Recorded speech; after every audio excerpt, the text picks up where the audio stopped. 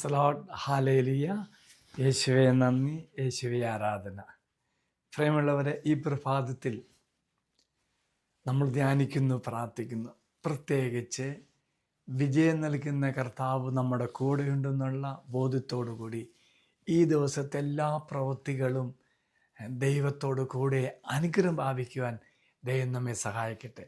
പ്രത്യേകിച്ച് നിങ്ങൾക്ക് വേണ്ടി അച്ഛൻ പ്രാർത്ഥിക്കാം.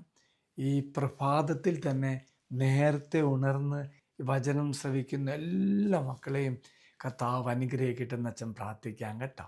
Price the Lord. Hallelujah, hallelujah. പ്രിയമുള്ളവരെ, നമ്മളൊക്കെ എല്ലാവരും ആഗ്രഹിക്കുന്നത് ഞാൻ എല്ലാത്തിലും വിജയം പ്രാപിക്കണം, എനിക്ക് ദുഃഖം വരരുത്, സന്തോഷം വരണം, ഞാനുമായി ബന്ധപ്പെടുന്ന എല്ലാവരും എന്നെ അംഗീകരിക്കണം.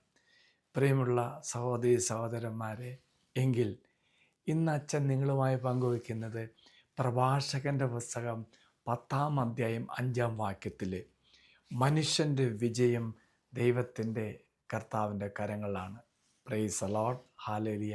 മറക്കരുത്, എൻ്റെ വിജയം എൻ്റെ കർത്താവിൻ്റെ കരങ്ങളാണെങ്കിൽ എന്ത് ചെയ്യണം? 1 സാമുവേൽ 18:14. കർത്താവ് കൂടെ ഉണ്ടായിരുന്നതിനാൽ എല്ലാ ഉദ്യമങ്ങളും ദാവീദ് വിജയം വരിച്ചു.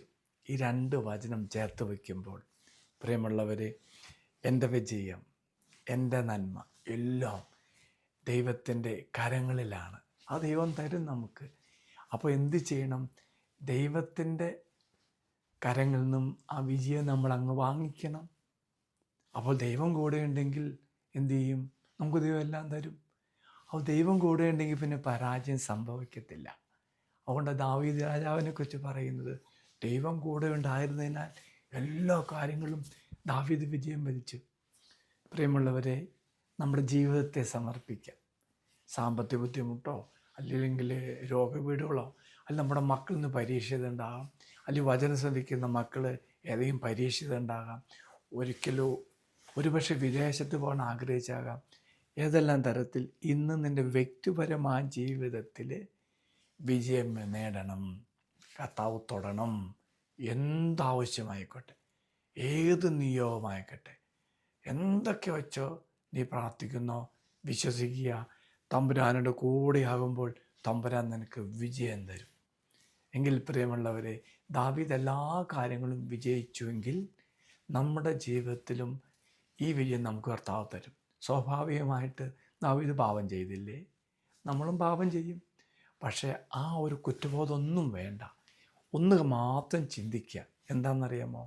ഞാൻ എൻ്റെ കർത്താവിനോട് കൂടി ആയിരുന്നു, ഇന്നല്ല എൻ്റെ ജീവിതത്തിൽ എല്ലാ കാര്യങ്ങളും ഞാൻ വിജയിക്കും. ധൈര്യമായിട്ട് പറഞ്ഞ് സംഭവിച്ചിരിക്കും. കർത്താവിൻ്റെ കൂടെ ആയാൽ മതി കേട്ടോ. എങ്കിൽ പ്രിയമുള്ള സഹോദരി സഹോദരന്മാരെ, ഞാൻ നിങ്ങൾക്ക് വേണ്ടി പ്രത്യേകം പ്രാർത്ഥിക്കുകയാണ്. ഒരുപക്ഷെ നിങ്ങളുടെ സ്വന്തക്കാരും ബന്ധക്കാരും മക്കളോ മാതാപിതാക്കളോ ഇപ്പോൾ വചനം ശ്രവിക്കുന്നില്ലെങ്കിൽ പോലും നീ അവരുടെ നിയോഗവും കൂടി സമർപ്പിക്കുക. നിൻ്റെ പ്രാർത്ഥന സ്വർഗത്തിലേക്ക് വരുമ്പോൾ ദാവീദിനെ വിജയിപ്പിച്ച കർത്താവ്, കൂടെ നടന്ന് അനുഗ്രഹിക്കുന്ന കർത്താവ് നിന്നെ അനുഗ്രഹിക്കട്ടെ. ആർക്കുവേണ്ടി പ്രാർത്ഥിക്കുന്നു അവരെയും കർത്താവ് അനുഗ്രഹിക്കട്ടെ എന്ന് പ്രാർത്ഥിക്കുന്നു. ഒപ്പം നിങ്ങൾ വചനം മറ്റു മക്കളുമായി പങ്കുവയ്ക്കുമ്പോൾ ഇത് പിന്നീട് ശ്രദ്ധിക്കുന്ന മക്കളും അനുഗ്രഹം പ്രാപിക്കട്ടെ എന്ന് അച്ഛൻ പ്രത്യേകം പ്രാർത്ഥിക്കുന്നു.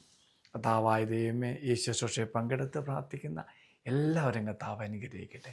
വിജയം നൽകുന്ന കർത്താവെ, ഈ മക്കളുടെ ജീവിതത്തിൽ വിജയം നൽകി അനുഗ്രഹിക്കണമേ.